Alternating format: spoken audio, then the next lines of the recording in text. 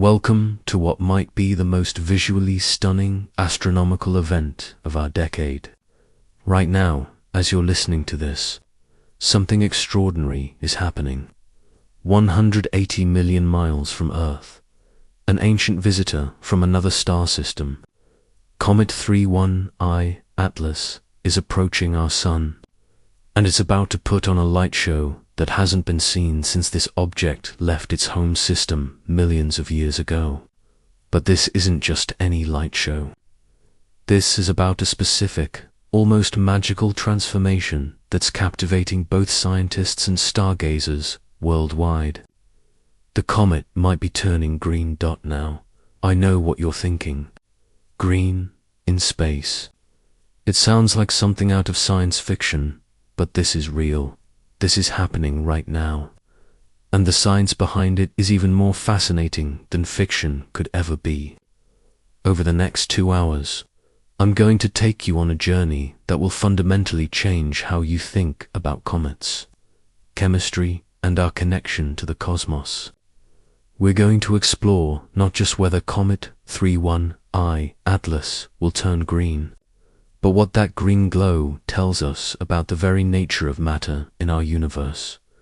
But before we dive into the chemistry and physics, let me set the scene for you.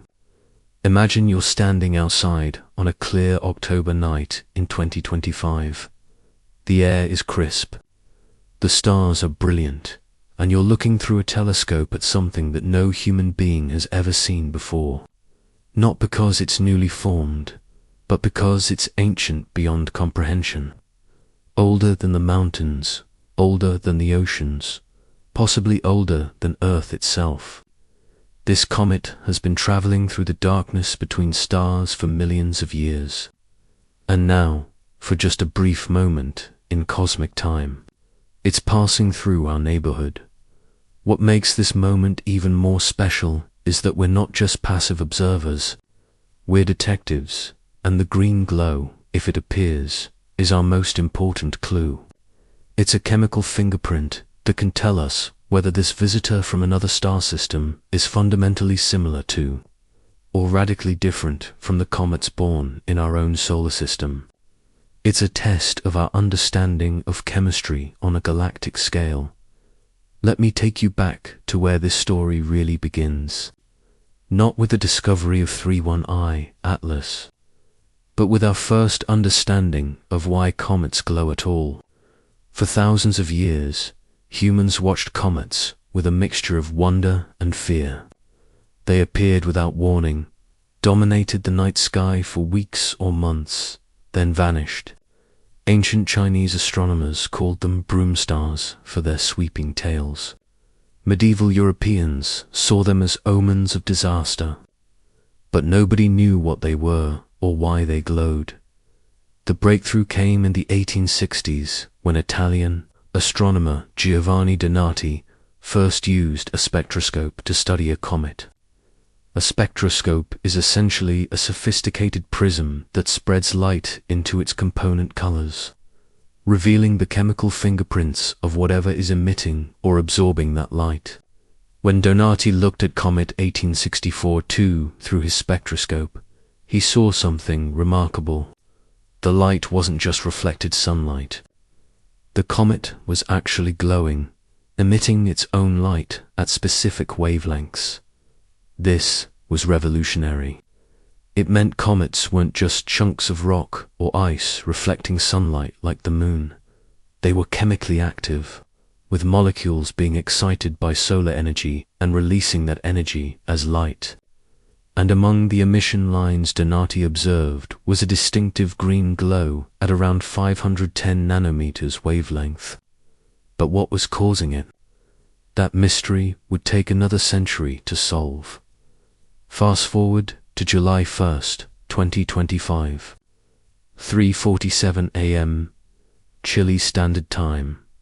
Dr. Maria Rodriguez is monitoring the Atlas telescope feed when an unusual object triggers an alert. At first, it seems like just another comet, perhaps from our own Oort cloud. But within hours, As telescopes around the world turn toward this new discovery, it becomes clear that this is something extraordinary. The object's trajectory is hyperbolic with an eccentricity of 6.1, meaning it's not bound to our sun. It's an interstellar visitor, only the third ever confirmed. But what really excited chemists and spectroscopists wasn't just that it was from another star system. It was the early spectroscopic observations that showed unusual molecular signatures. The comet was already active, even though it was still far from the sun, suggesting a composition rich in volatile compounds. Among the detected molecules were the usual suspects like water and carbon dioxide, but also unusually high concentrations of carbon-bearing molecules. This immediately raised the question, would this alien comet produce the same green glow as our local comets? To understand why this question is so important, we need to dive deep into the chemistry of dicarbon, the molecule responsible for the green glow. Dicarbon, or C2, is deceptively simple. It's just two carbon atoms bonded together. But don't let that simplicity fool you. This molecule is one of the most interesting in all of chemistry, and its story in comets is a perfect example of how the universe uses simple building blocks to create complex phenomena. In the cold of space, carbon doesn't exist as it's locked up in more complex molecules like methane, methanol, carbon monoxide, carbon dioxide, and various organic compounds. These molecules are frozen solid in the comet's nucleus, having been there since the comet formed billions of years ago. They're like time capsules, preserving the chemical conditions of the early solar system. Or, in the case of 31I, Atlas, the conditions of another solar system entirely. As a comet approaches the sun, something magical happens. The increasing solar radiation begins to heat the surface, but this isn't like heating a rock. The ices don't melt, they sublimate, turning directly from solid to gas. This process is violent and chaotic. Jets of gas burst from the surface at supersonic speeds, carrying dust and ice particles with them. This creates the coma, the fuzzy cloud that surrounds the comet's nucleus. But the real chemistry happens next. The intense ultraviolet radiation from the sun acts like a cosmic knife, slicing apart the complex molecules in the coma. This process, called photodissociation or photolysis, breaks the strong molecular bonds. Methane becomes methyl radicals and hydrogen. Carbon dioxide splits into carbon monoxide and oxygen. And crucially, some of these fragments recombine to form dicarbon. The dicarbon molecule is unstable. It wants to react with something, anything, to form more stable compounds. But in the near vacuum of the coma, there's not much to react with. So it exists in a kind of limbo, neither stable nor immediately destroyed. And while it exists, something beautiful happens. The same sunlight that created it also excites it. When a photon of sunlight hits a dicarbon molecule, the energy is absorbed, promoting electrons to higher energy states. This is quantum mechanics in action. The electrons can't stay in these excited states for long, maybe just nanoseconds. When they drop back down to lower energy states, they release the extra energy as light. And because of the specific energy levels in the dicarbon molecule, much of this light is emitted at wavelengths our eyes see as green. This is fluorescence, the same process that makes certain minerals glow under black light, or makes your white shirt look purple under UV lights at a club. But in space, with no atmosphere to scatter the light and no other light sources to compete with, the green glow can be incredibly pure and intense. Asterisk now, you might wonder why green specifically. Why not blue or red or purple? The answer lies in the quantum mechanical structure of the dicarbon molecule. The energy gaps between its electronic states correspond to specific wavelengths of light.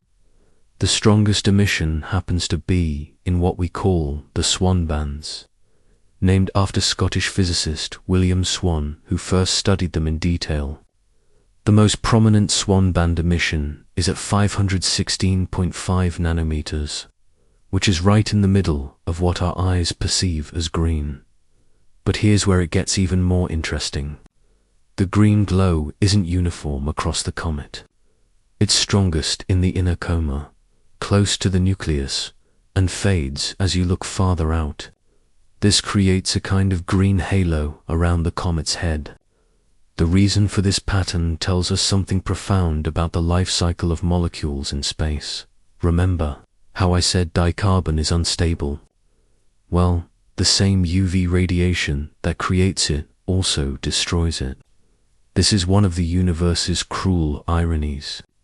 The sun giveth, and the sun taketh away. A dicarbon molecule in a comet's coma has a lifetime of only about 2 days under typical solar radiation conditions. That might sound like a long time, but in the vast scales of a comet's coma, which can be hundreds of thousands of kilometers across, it's barely enough time for the molecule to travel from the nucleus to the outer regions of the coma.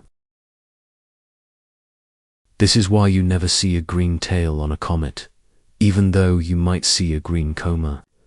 By the time the solar wind has pushed material far enough from the nucleus to form the tail, all the dicarbon has been destroyed. The tail might glow with other colors: blue from ionized carbon monoxide, or yellow from reflected sunlight off dust particles, but never green. It's a perfect example of how chemistry and physics work together to create the structures we see in space. The discovery that 31I Atlas contains significant amounts of carbon compounds was thrilling to scientists for exactly this reason. It meant that despite coming from another star system, despite forming under potentially very different conditions, this comet might undergo the same chemical processes as our local comets. It would be a test of the universality of chemistry. Think about what that means for a moment. The laws of physics are the same everywhere in the universe. An electron in a galaxy billions of light years away behaves exactly the same as an electron in your body. But do the same chemical processes occur everywhere? Do all planetary systems produce the same molecules? Do comets from other stars undergo the same reactions when exposed to our sun? These aren't just academic questions. They go to the heart of weather chemistry, and by extension biochemistry, and life could be similar throughout the universe. The early observations of 31I Atlas were promising. In August 2025, as the comet passed inside the orbit of Mars, spectroscopic observations from the James Webb Space Telescope detected clear signatures of carbon-bearing molecules.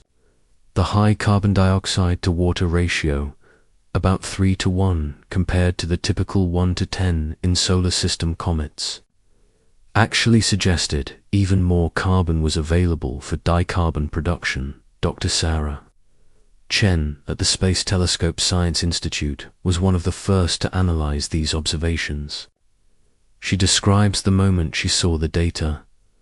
"I was looking at the infrared spectra, seeing all these carbon signatures, and I realized we were looking at a chemistry set from another star. The abundances were different, the ratios were unusual, but the fundamental molecules were there. Carbon is carbon, whether it formed around our sun or another star entirely.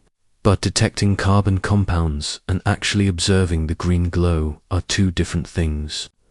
The green emission is relatively faint compared to the reflected sunlight from dust in the coma. You need the right conditions to see it clearly. The comet needs to be close enough to the sun for significant dicarbon production. but not so close that the dust overwhelms the emission. The observations need to be made with the right filters to isolate the green wavelengths. And ideally, you want to observe when the comet is at a favorable angle relative to Earth and the Sun. As September 2025 progressed, astronomers around the world began preparing for what they called the Green Watch. Special observation campaigns were organized. Amateur astronomers with modest telescopes, equipped with specialized filters, joined professional observatories in monitoring the comet. The question on everyone's mind was not just whether 31I Atlas would turn green, but how green it would get. The intensity of the green glow in a comet depends on several factors. First, obviously, is the amount of carbon available. More carbon means more potential dicarbon. Second is the rate of sublimation from the nucleus. This depends on the comet's size, rotation rate, and surface properties.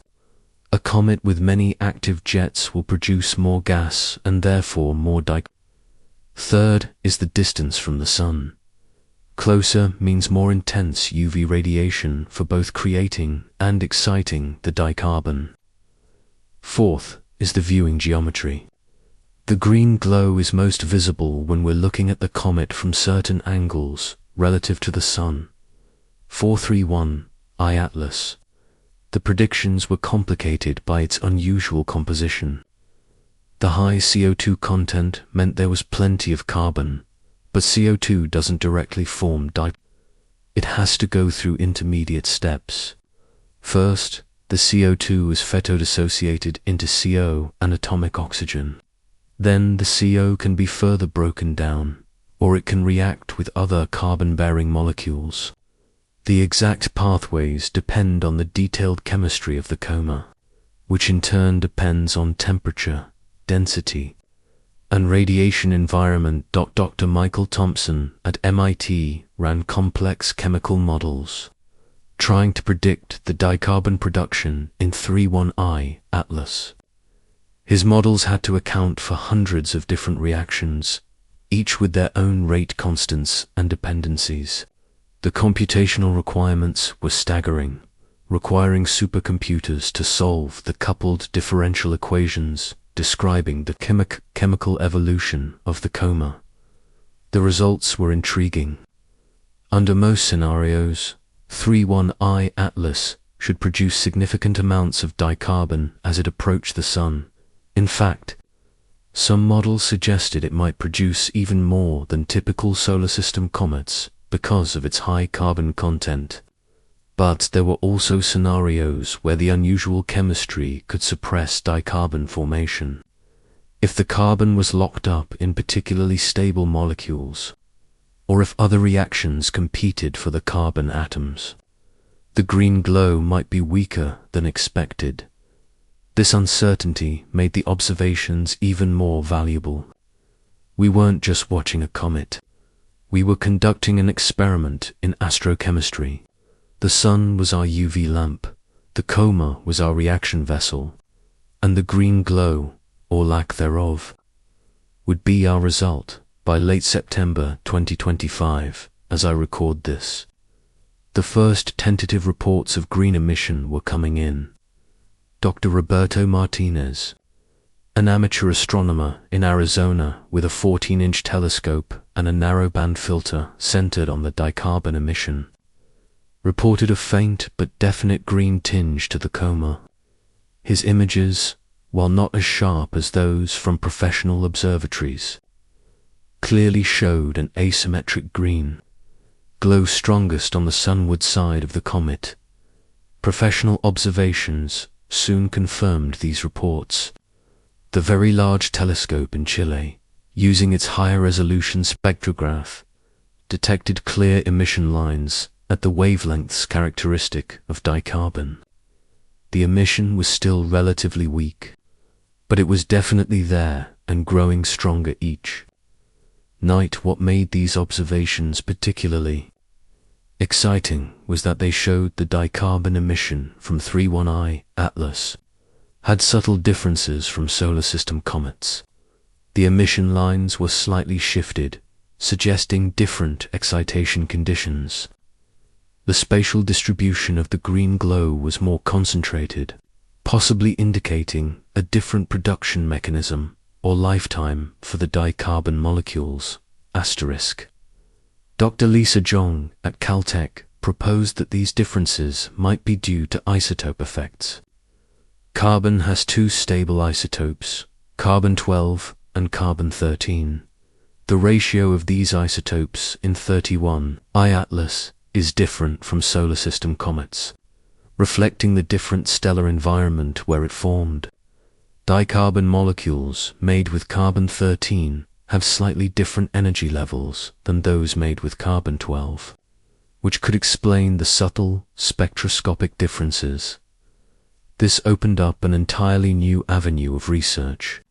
By studying the detailed spectroscopy of the green glow, we could learn not just that dicarbon was present, but what isotopes it contained, what temperature it was at, and what other molecules it was interacting with. The green glow became not just a beautiful phenomenon, but a diagnostic tool for understanding the physical and chemical conditions in the coma. As we approached October 2025, with perihelion just weeks away, the excitement in the astronomical community was palpable. Observation time on major telescopes was being traded like gold. Amateur astronomers were organizing star parties to observe the comet. Science museums were updating their displays to explain the chemistry of the green glow. The media was beginning to pick up the story, though explaining quantum mechanical fluorescence to a general audience proved challenging.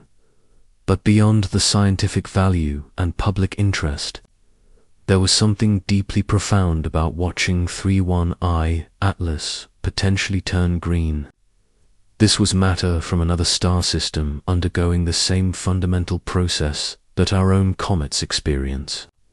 It was a demonstration that chemistry is truly universal, that the same quantum mechanical rules that govern electrons in laboratories on Earth also govern electrons in a comet from another star. The green glow, if it fully materialized, would be photons that had traveled an extraordinary journey. They started as nuclear energy in our sun, traveled 180 million miles as ultraviolet radiation, broke apart molecules that formed around another star millions of years ago, excited electrons in dicarbon molecules that existed for mere days, and finally reached our eyes and instruments as green light. Each photon carried information across space and time, connecting us to another corner of the galaxy. As October 2025 dawned, the entire astronomical community was in a state of heightened anticipation. The green glow from 31I Atlas was no longer a question of if, but how intense it would become. Each night brought new observations, each spectrum revealed more details, and the story that was emerging was far more complex and fascinating than anyone had anticipated. Let me paint you a picture of what was happening in observatories around the world. At the Keck Observatory in Hawaii, Dr. Jennifer Park was pulling her third consecutive all-nighter, her eyes glued to computer screens displaying real-time spectroscopic data. The twin 10-meter telescopes were locked onto 31I Atlas, gathering every photon of light they could capture. The spectrograph was set to high-resolution mode, spreading the comet's light into incredibly fine detail, revealing not just the presence of dicarbon, but its temperature, density, and interaction with other molecules. What Dr. Park was seeing was unprecedented. The dicarbon emission was not only present, but showing a complex structure that had never been observed in such detail before. There were multiple emission peaks, suggesting different populations of dicarbon molecules at different temperatures and excitation states. Some were clearly just formed, glowing with the intense energy of their creation. Others were older, having been excited, multiple times as they drifted through the coma. But the real surprise came when she compared the isotope ratios. By looking at the slight wavelength shifts caused by carbon-13 versus carbon-12, she could determine that 31I Atlas had a carbon isotope ratio about 15% different from solar system comets. This might not sound like much, but it was smoking gun evidence that this comet formed in a very different environment from our own dot. Think about what carbon isotope ratios tell us. When stars forge carbon in their cores through nuclear fusion, they produce mostly with a small amount of carbon-13. But the exact ratio depends on the star's mass, temperature, and age. Furthermore, as this carbon gets processed through stellar winds, supernova, and incorporation into new star systems, the ratios can change. The carbon in 31I Atlas was telling us the life story of its parent star, written in the language of nuclear physics. Meanwhile, at the European Southern Observatory in Chile, Dr. Antonio Silva was conducting a different kind of observation. Using adaptive optics that corrected for atmospheric turbulence 1,000 times per second, he was able to resolve structure in the inner coma that had never been seen before. He could actually see individual jets of gas erupting from the nucleus, and remarkably, not all of them were producing the same amount of green glow. This spatial variation was a goldmine of information. Some jets were rich in dicarbon precursors, glowing bright green as the molecules formed and fluoresced. Others were dominated by water, vapor, and dust, contributing little to the green emission. By mapping these variations, Dr. Silva could infer the composition of different regions on the comet's nucleus. It was like doing geology on an object we could barely see. Using chemistry as our probe, the heterogeneity of the nucleus raised fascinating questions about how 31I Atlas formed. In our solar system, comets are thought to be relatively uniform mixtures of ice and dust, formed from the gradual accumulation of material in the cold outer regions of the protoplanetary disk. But the varied composition of 31I Atlas suggested a more complex formation history. Perhaps it had formed from the collision and merger of smaller bodies with different compositions. Or maybe the protoplanetary disk where it formed had strong chemical gradients, with different molecules condensing at different distances from the star. As we moved into with perihelion just 2 weeks away, the green glow was becoming visible even in modest amateur telescopes. The amateur astronomy community was having a field day. Online forums were flooded with images, each one showing the ethereal green halo around the comet's head. Some observers reported that they could see hints of green even with binoculars, though this was likely as much psychological as physical, our brains interpreting what we expected to see. But the amateur observations were valuable for more than just pretty pictures. They provided continuous coverage that professional observatories couldn't match. While a professional telescope might observe 31I Atlas for a few hours every few nights, amateurs around the world were watching it constantly. This continuous monitoring revealed short-term variations that would have been missed otherwise. On October 15th, amateur astronomer David Chen in California captured something extraordinary. His time-lapse imagery, taken over 6 hours, showed a sudden brightening of the green emission, followed by what appeared to be a green wave propagating through the coma. The brightening coincided with a major outburst from the nucleus, a sudden release of gas and dust, probably triggered by the collapse of a cliff or the exposure of a particularly volatile ice deposit. Professional follow-up observations confirmed that this outburst had released a massive amount of carbon-rich material. The spectra showed not just dicarbon, but a whole suite of carbon molecules, C3, CH, CN, and even some unidentified features that had spectroscopists scratching their heads. For a few hours, 31I Atlas was a chemistry experiment gone wild, with reactions and emissions that pushed our understanding of cometary chemistry to its limits. Dr. Rachel Thompson at Oxford University had spent her entire career studying cometary chemistry, and even she was amazed. "We're seeing chemistry that we've only theorized about," she explained in a hastily organized press conference.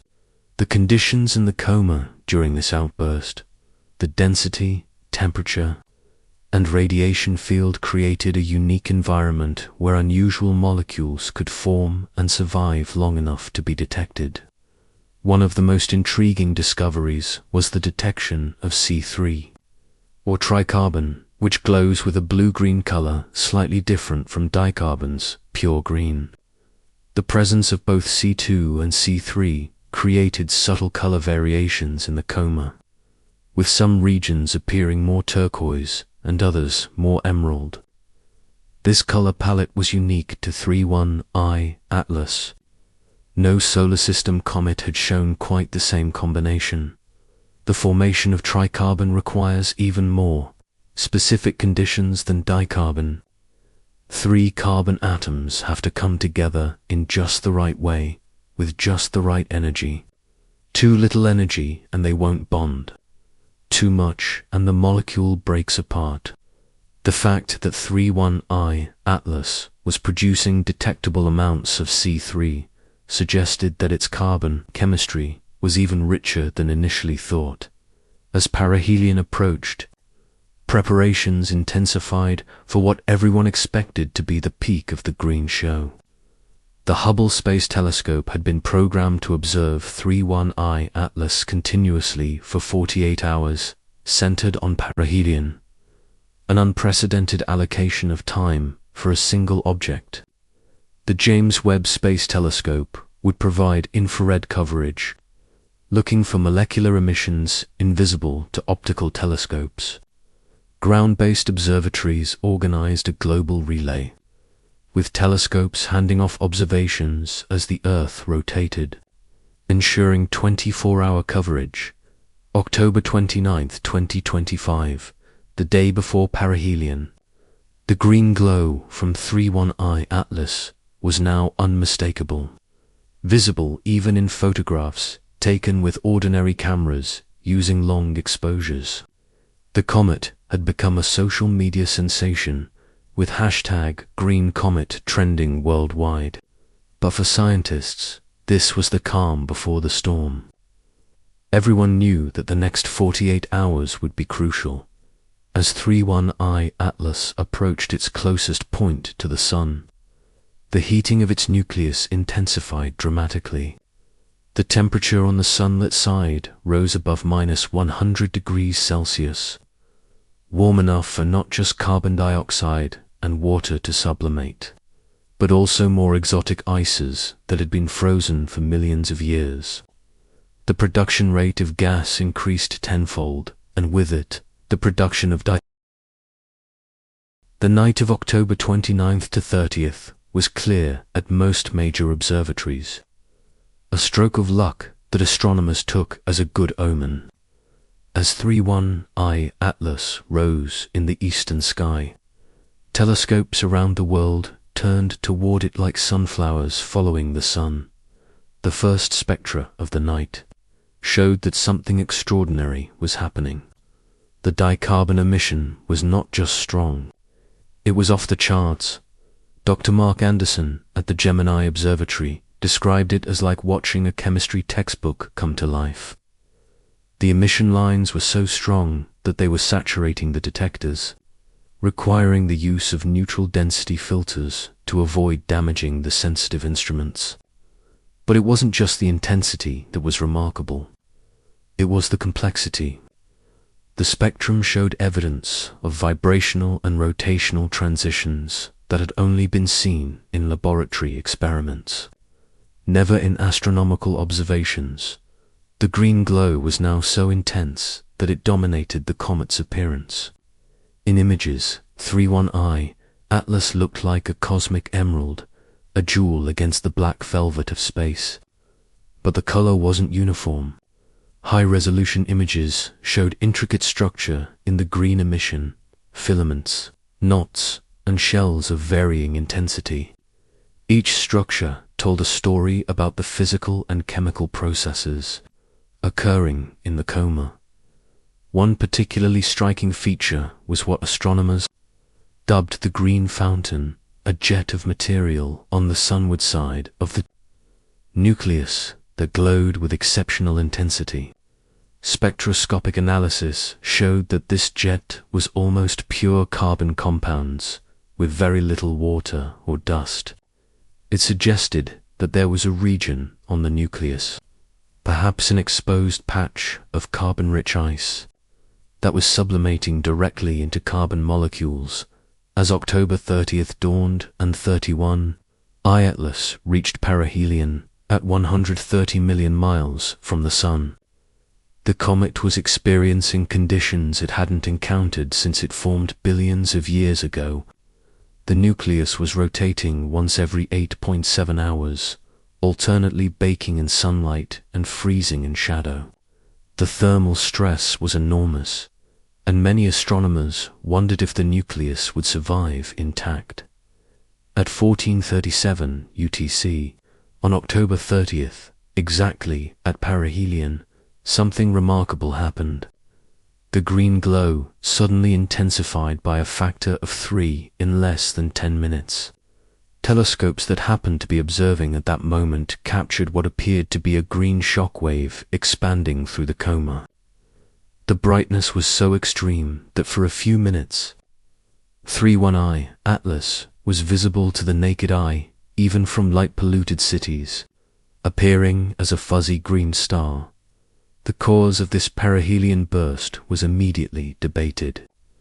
Some suggested it was triggered by the maximum heating causing a massive release of trapped gas. Others proposed that the nucleus had fractured, exposing fresh, volatile-rich material. The most intriguing hypothesis came from Dr. Yuki Tanaka in Japan, who suggested that the burst was caused by the explosive decomposition of a carbon-rich clathrate, cage-like structure of water ice, trapping carbon molecules that had remained stable for millions of years until this moment. The spectroscopy during the burst was revolutionary. For the first time, astronomers detected clear evidence of carbon chains up to C5 and possibly even C6. These linear carbon molecules are incredibly unstable and had never been observed in comets before. Their presence suggested that for a brief moment, the coma of 31I Atlas had become a factory for exotic carbon chemistry, producing molecules that might have played a role in the origin of life. Dr. Susan Mitchell at the Astrobiology Institute was particularly excited by the detection of HC5N, a 5-carbon chain with nitrogen that's been proposed as a precursor to nucleotide bases, the building blocks of DNA and RNA. We're seeing the kind of chemistry that might have occurred on early Earth, she explained. These carbon chains could be the first steps toward biological molecules. The days immediately following perihelion were just as scientifically valuable as the approach. As 31I Atlas receded from the Sun, astronomers could observe how the green glow evolved as the heating decreased. The decline wasn't uniform. Different molecules stopped being produced at different rates, creating a chemical stratigraphy that revealed the layered structure of the nucleus. By November 5th, the extreme activity had subsided, but the green glow remained strong. Detailed analysis of the spectra collected during perihelion was revealing surprises. There were emission lines that didn't match any known molecule, suggesting the 31I Atlas had produced compounds that had never been observed before. either in space or in laboratories. One particularly puzzling feature was dubbed the mystery green line at 507.3 nanometers. It was clearly associated with carbon, as it only appeared when carbon emissions were strong, but its exact origin was unknown. Graduate students around the world began theoretical calculations and laboratory experiments trying to identify this line. It became a kind of scientific race, with the first to identify it guaranteed a career-making discovery. The comparison with other famous green comets was inevitable and illuminating. Comet Lovejoy in 2014 had displayed a brilliant green coma that was visible to the naked eye for weeks. Comet for 6P, Wirtanen, in 2018, had been dubbed the Christmas comet for its green appearance during the holiday season. But 31I, Atlas, was different from all of them, in subtle but important ways. The green glow from solar system comets typically peaks when they're about 1.5 astronomical units from the Sun, where the balance between dicarbon production and destruction is optimal. But 31I Atlas peaked at 1.3 astronomical units, suggesting either more efficient production or longer-lived dicarbon molecules. The spatial distribution was also different, more concentrated near the nucleus, indicating that the dicarbon was being destroyed more quickly as it moved outward. These differences weren't just curiosities. They were clues to the different chemical environment where 31I Atlas formed. Dr. Robert Williams at Cambridge University proposed that the comet formed in a protoplanetary disk that was exposed to stronger ultraviolet radiation than our own. Perhaps because its parent star was more massive, or because there were nearby hot stars. This would have created a different chemical environment, favoring the formation of certain molecules over others. The detection of unusual isotope ratios in the green glow added another layer to the story. Not just carbon isotopes, but also hydrogen and nitrogen isotopes in molecules like HCN and CH showed significant deviations from solar system values. These isotope signatures were like fingerprints, potentially allowing astronomers to identify the type of star system where 31I Atlas originated. One of the most profound realizations came from comparing the chemistry of 31I Atlas with models of protoplanetary disk chemistry.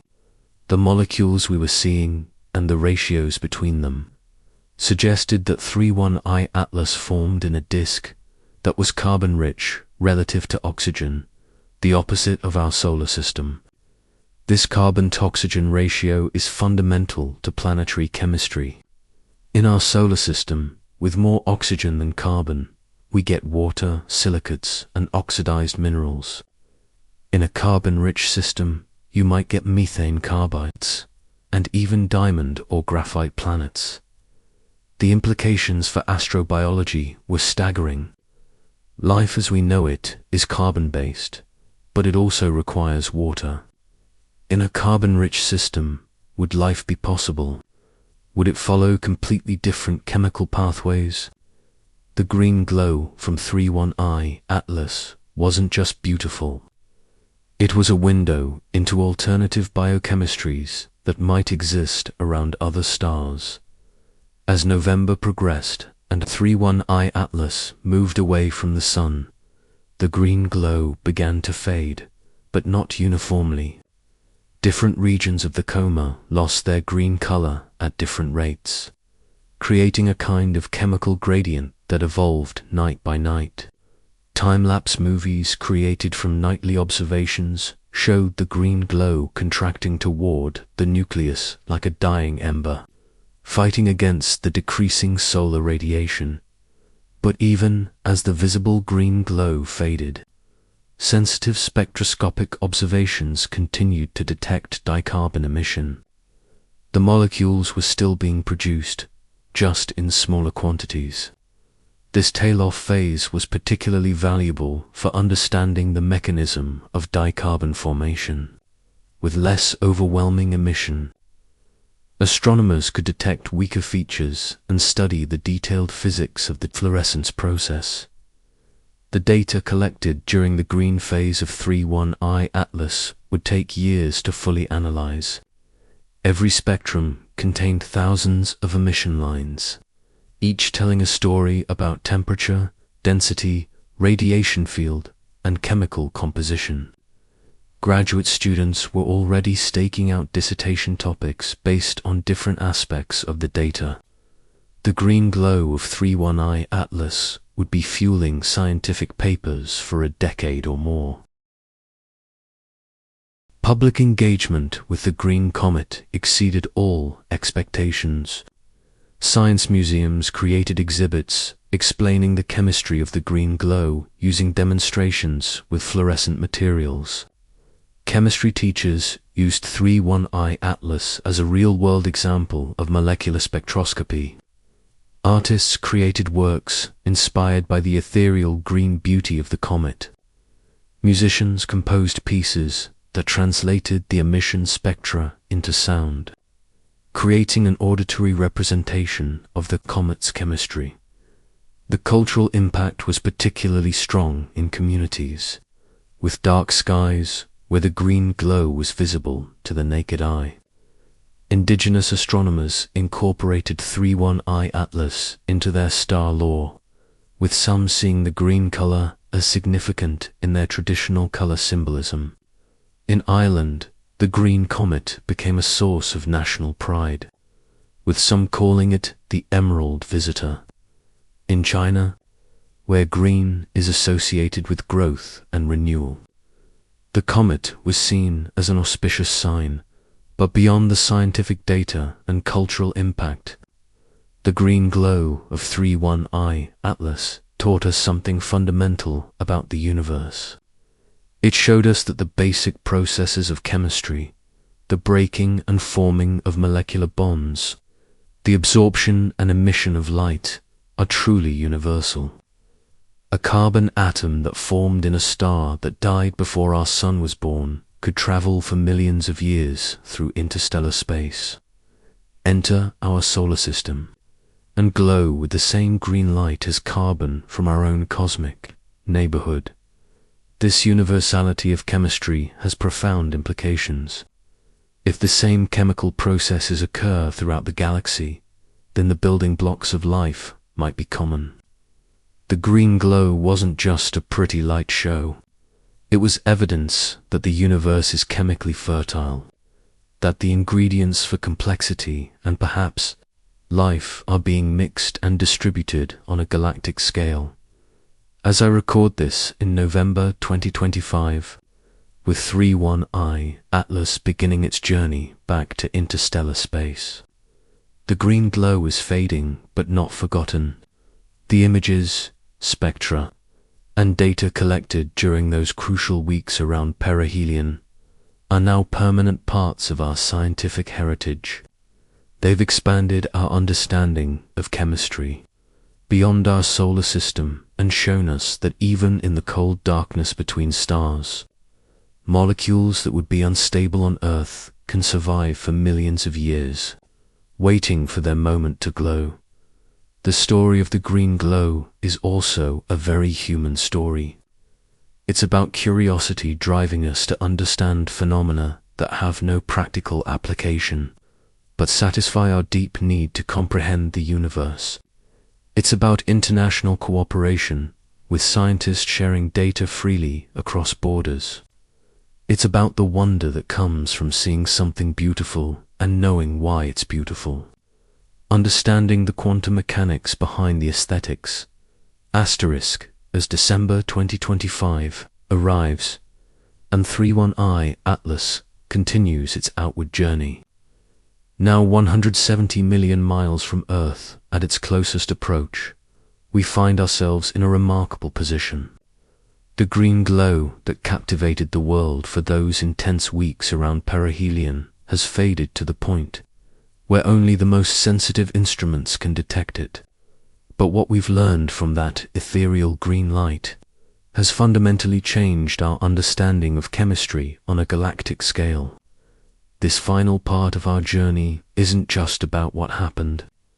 It's about what it means for our future, for our understanding of life in the universe, and for the profound realization that we've just witnessed chemistry from another star system playing out before our eyes.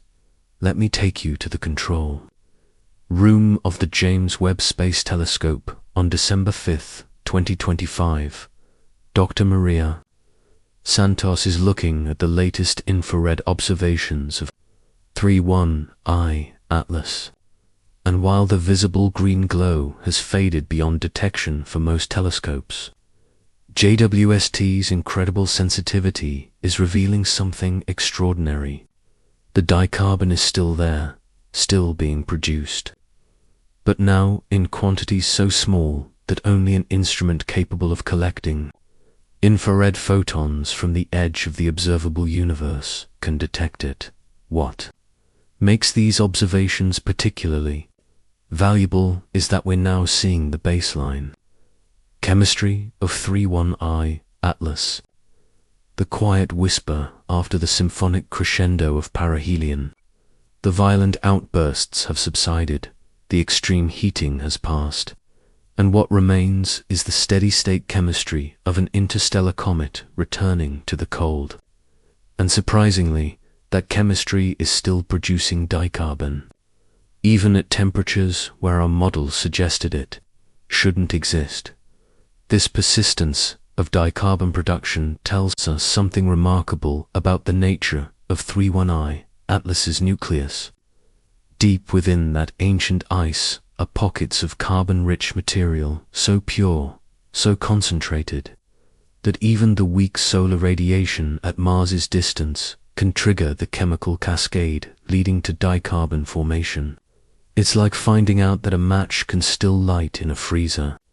It shouldn't work according to our Earth-based intuition, but the extreme conditions of space make the impossible possible. Dr. Kevin Chang at MIT has been running quantum chemical calculations, trying to understand this persistent dicarbon production. His models suggest that the carbon in 31I Atlas might be arranged in unusual structures, perhaps long chains or cage-like configurations that make it easier for dicarbon to form. These structures, frozen in place for millions of years, are like preloaded springs, ready to release dicarbon molecules with just a small input of energy. The idea of preconfigured molecular structures in interstellar objects opens up fascinating possibilities. If molecules can maintain unusual configurations during millions of years of interstellar travel, protected from cosmic rays by layers of ice, then interstellar objects could be carrying not just simple molecules, but complex, information-rich structures between star systems. It's not life, but it's a kind of chemical information transfer that we never imagined possible. As we analyze the complete dataset from the green glow observations, patterns are emerging that tell us about more than just chemistry. The temporal variations in the green emission, how it brightened and faded over hours and days, are revealing the physical structure of the nucleus. By modeling how heat propagates through the comet and triggers dicarbon production, we can infer the density, porosity, and thermal properties of material that formed around another star. Dr. Lisa Anderson at the European Space Agency has created what she calls a green glow map of the nucleus. By tracking which regions produced the strongest dicarbon emission at different times, she can identify distinct geological units on the surface. There's a region near the North Pole that produced intense green emission whenever it faced the sun, suggesting a deposit of almost pure carbon compounds. Another region near the equator produced steady but weaker emission, indicating carbon mixed with other ices. And there are dead zones that never showed green emission, possibly covered by insulating layers of dust. This geological diversity on something just a few miles across is remarkable. It suggests that 31I Atlas isn't a pristine, uniform sample from another star system, but rather a complex body with its own history of processing and evolution. Perhaps it experienced heating events during its interstellar journey, passing close to other stars. Maybe it collided with other interstellar objects, mixing materials from different sources. The green glow has revealed that even small bodies can have complex histories, written in their chemistry. The comparison with solar system comets has yielded unexpected insights. While the basic process of dicarbon formation is the same, the details are subtly different. The lifetime of dicarbon molecules in 31I Atlas's coma appears to be about 15% shorter than in solar system comets, suggesting that something about the molecular environment is different. Perhaps the dicarbon is interacting with other molecules unique to 31I Atlas. Or maybe the quantum states of the molecules are slightly different due to isotope effects. These subtle differences might seem like scientific minutiae, but they're actually profound. They tell us that while the laws of chemistry are universal, the specific chemical environment of each star system leaves its mark on the molecules that form there. It's like how the same recipe for bread produces different results depending on the local water, flour, and yeast. The universe has one recipe for making dicarbon, but each star system adds its own local flavor. The educational impact of the green glow observations has been transformative. For the first time, chemistry students around the world could see molecular spectroscopy not as abstract lines in a textbook, but as real emission from a real object in space. Professor Jennifer Williams at Harvard redesigned her entire quantum chemistry course around 31I Atlas, using the actual spectra to teach concepts like electronic transitions, fluorescence, and photodissociation. One of her students, undergraduate Sarah Chen, made a remarkable discovery while analyzing the green glow data for a class project. She noticed that the intensity ratio between different dicarbon emission lines didn't match theoretical predictions. After weeks of careful analysis, she realized that the discrepancy could be explained if some of the dicarbon molecules were in unusual spin states, something that had been predicted theoretically but never observed astronomically.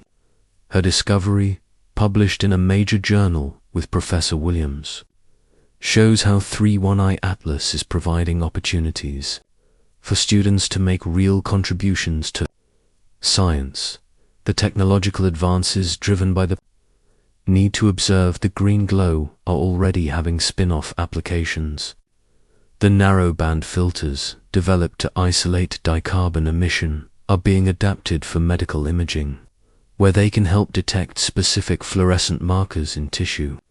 The image processing algorithms created to extract faint green emission from noisy data are being used in environmental monitoring to detect trace pollutants. The real-time spectroscopic analysis software is finding applications in industrial quality control, but perhaps the most important technological legacy is the international observation network that coordinated to monitor 31I Atlas. The protocols developed for sharing data, coordinating observations, and responding to transient events like outbursts have become a model for other time-critical astronomical observations. When the next interstellar object is discovered, we'll be ready to track its chemistry from the moment of discovery. Speaking of the next interstellar object, the success of the green glow observations has influenced mission planning for future encounters.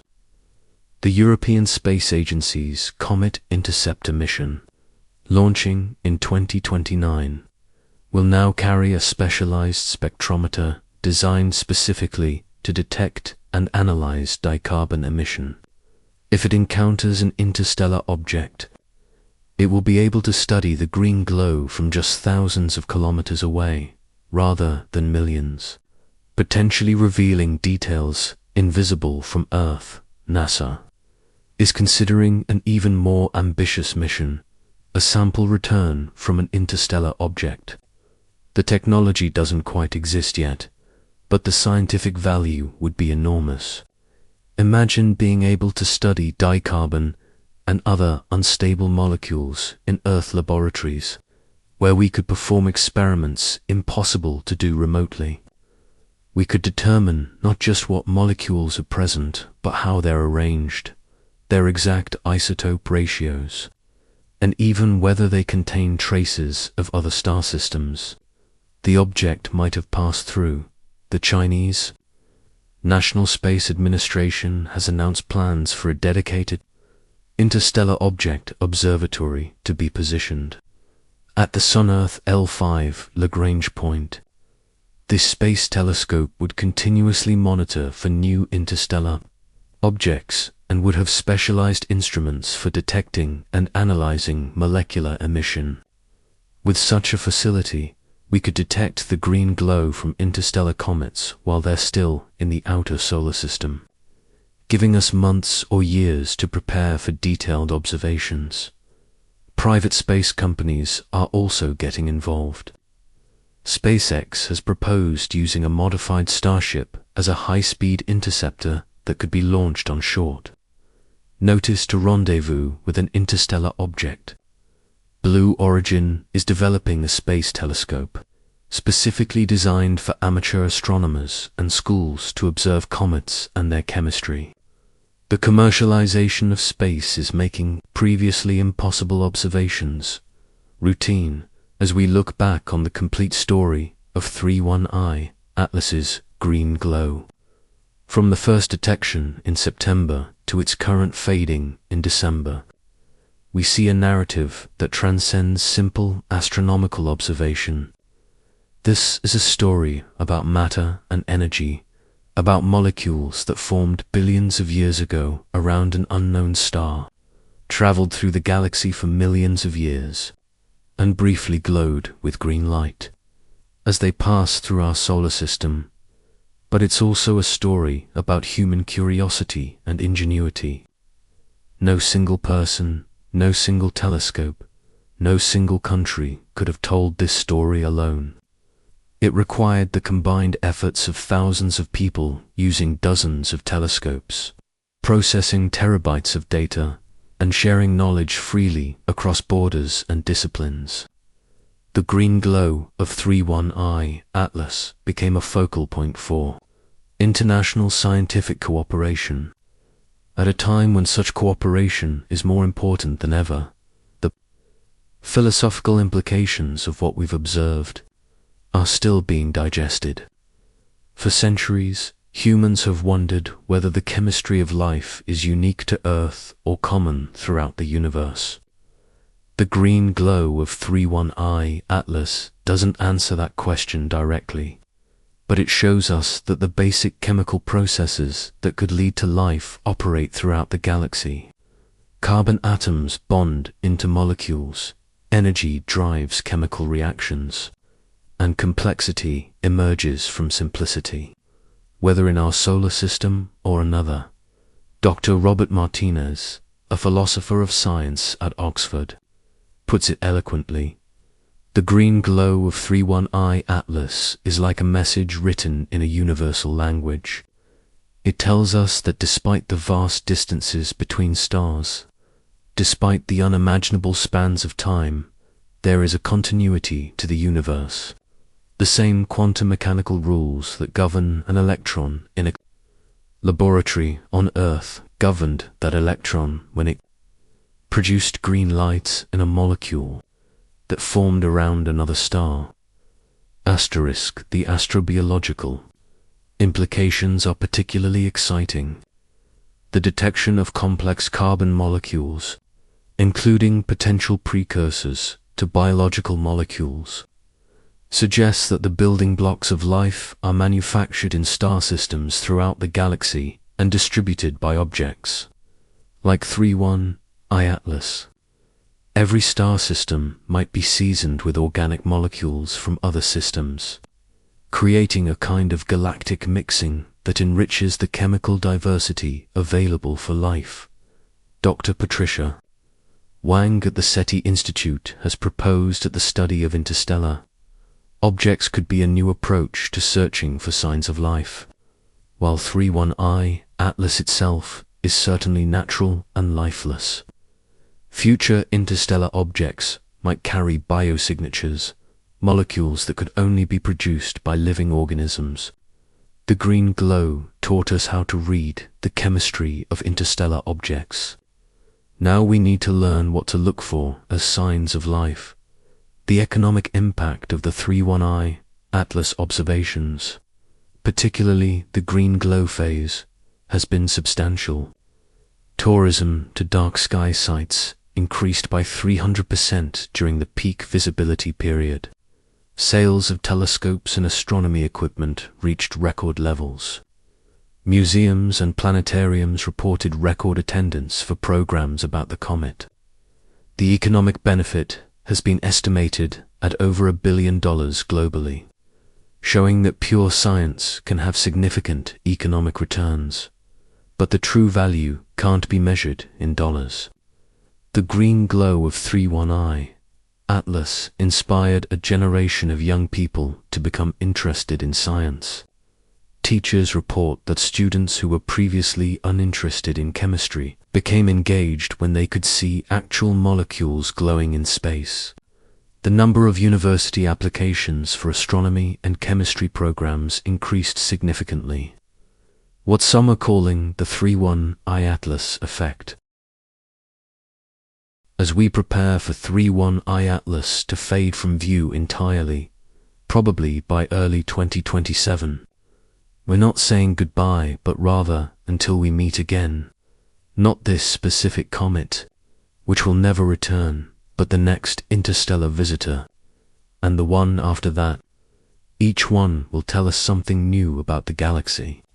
Each one will glow with its own unique chemistry, and each one will add another piece to our understanding of our cosmic neighborhood.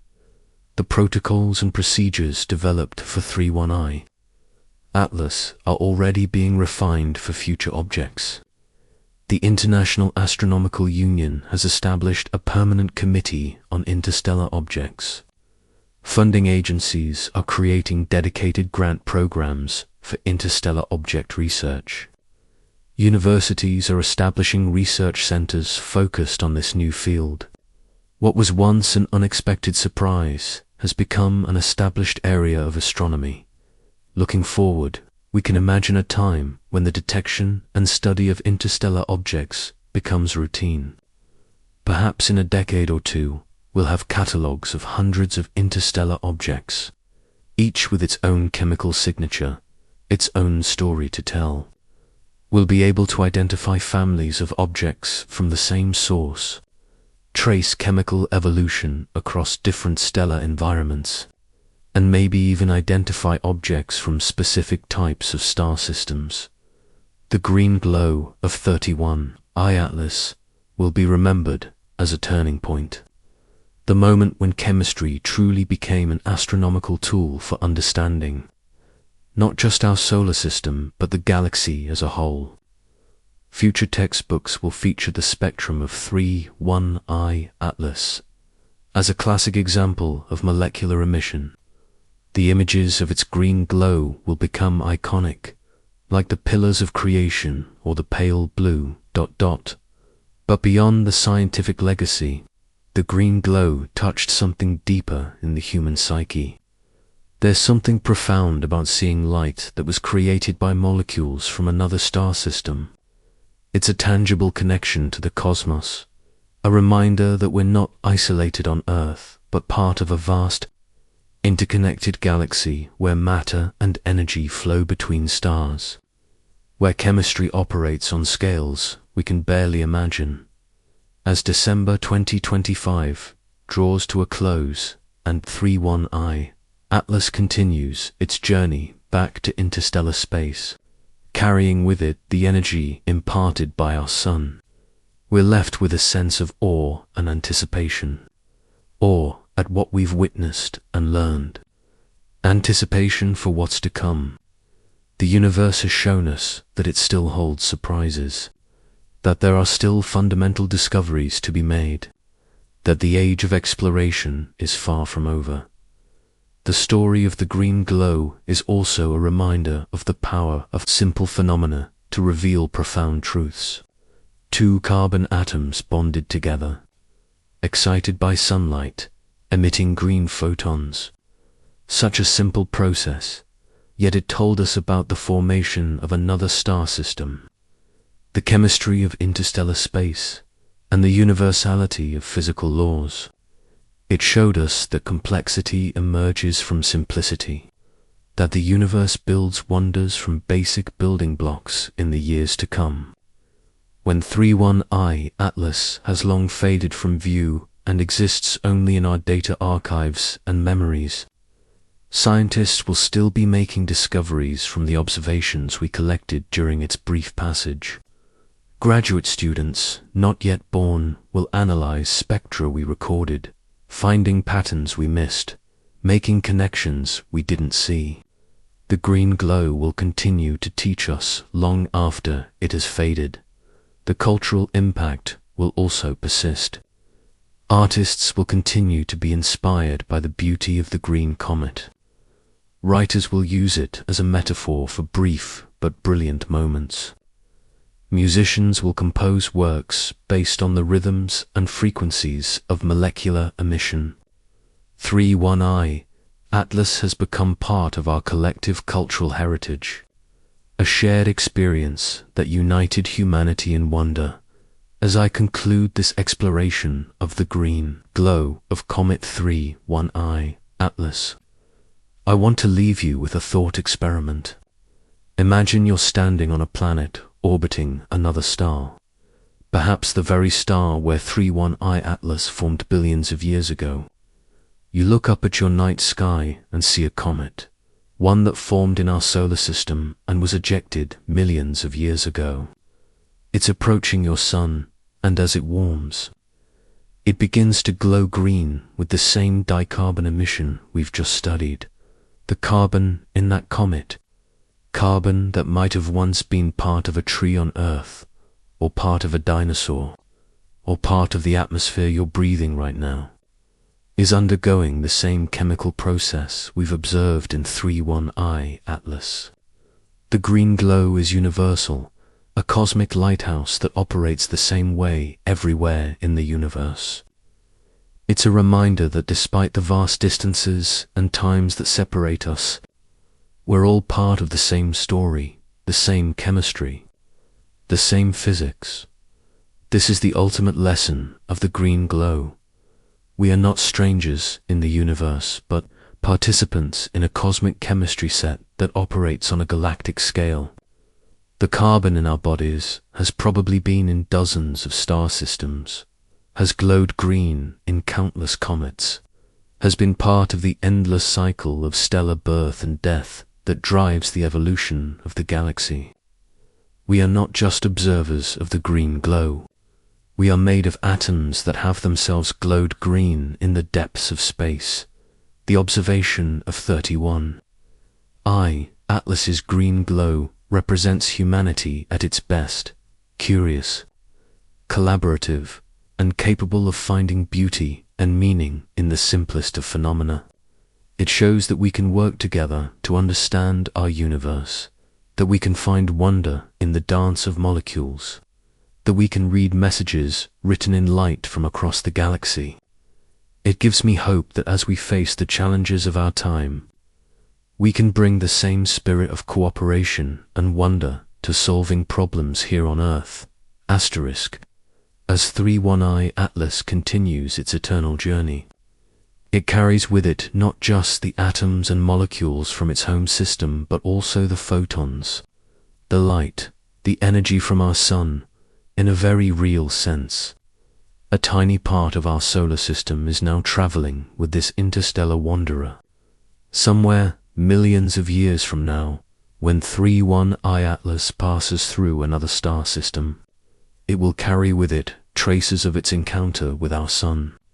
Chemical changes induced by our star's radiation, a cosmic greeting card from Earth's neighborhood. And so the story continues. The green glow has faded, but its impact resonates. The data lives on in our computers, the knowledge in our minds, the wonder in our hearts. 31I Atlas has moved beyond the reach of most telescopes, but it has left us enriched, more knowledgeable about our universe, more aware of our cosmic connections, more prepared for the next visitor. The next interstellar object might be discovered tomorrow, next year, or next decade. When it arrives, we'll be ready with better instruments, refined techniques, and the knowledge gained from 31I Atlas. We'll look for the green glow, analyze its chemistry, and add another piece to our understanding of the galaxy. Each visitor teaches us something new. Each green glow tells a different story. Each molecule carries information across impossible distances.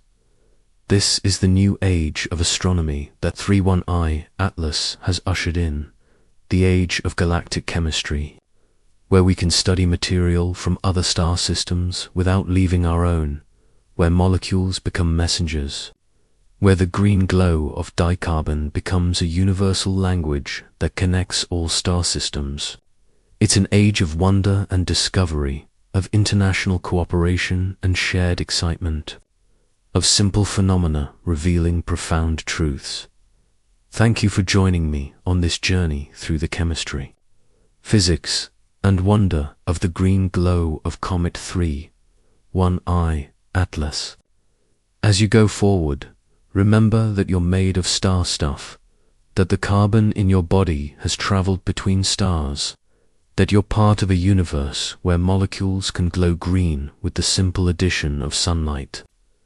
Look up at the night sky and know that somewhere out there, another comet is beginning to glow green. Another star system is revealing its secrets in emerald light. Another chapter in the cosmic story is being written in the universal language of chemistry. The green glow of 31I Atlas was brief but brilliant, a moment of cosmic beauty that we were privileged to witness. It reminded us that the universe is full of wonders, that there are still mysteries to solve, still beauty to discover, still connections to make across the vast emptiness of space. The green glow has faded, but its message remains clear. We are not alone in the universe. We are part of a vast chemical symphony, and sometimes, if we're lucky in watching carefully, we get to see that symphony painted in brilliant emerald light across the canvas of space.